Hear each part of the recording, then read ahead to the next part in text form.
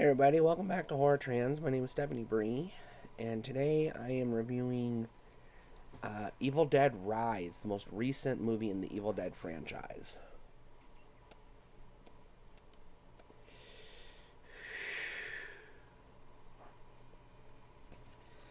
So, this movie actually just came out last year, and it was actually a pretty good movie. I'm not gonna lie. Most of the Evil Dead movies tend to be pretty good, for the most part. I've had some issues with a couple of them, but by and large, they're not bad. This one is actually really good. I would say it's one of the better ones. A couple of things I like about this particular one is the fact that it does some things none of the others have ever done.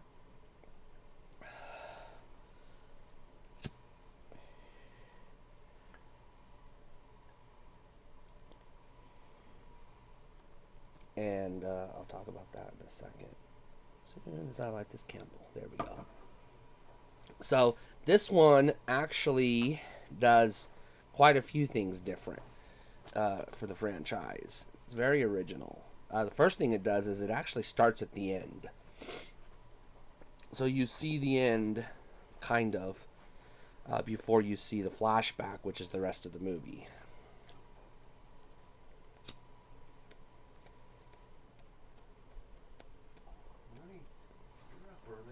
Mm-hmm. So, that's the first thing it does differently. The second thing it does differently, I think, is the most interesting thing, and that's the fact that it's the first one in the franchise, in the proper Evil Dead franchise, I should say, that doesn't take place in a cabin in the woods with a bunch of teenagers. Instead, this one takes place inside of an apartment building. I don't remember if it was LA or New York, but it's one of those two big cities.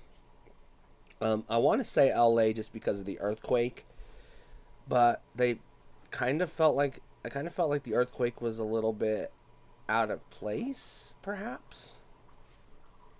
But anyways, it takes place in a city in an apartment complex. And so you have these, and the other thing is, instead of a group of teenagers, it's actually a mom and her three kids who discover the Book of the Dead and unleash the Deadites. And one of the first, unfortunately, to become possessed is the mother herself. And you have the mother's sister, I believe, the aunt, show up and try to help the kids as some of the kids start to become possessed, and then neighbors in the apartment building become possessed, and then it just kind of snowballs from there.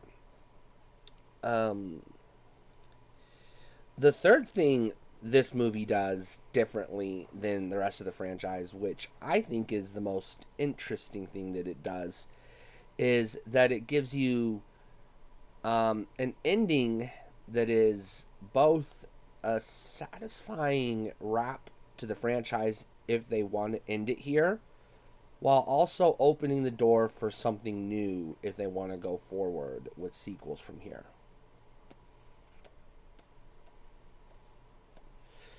I don't want to spoil the ending or too much about the movie. On a gore scale, this is up there with the rest of the Evil Deads. It's pretty freaking bloody, and is very gory.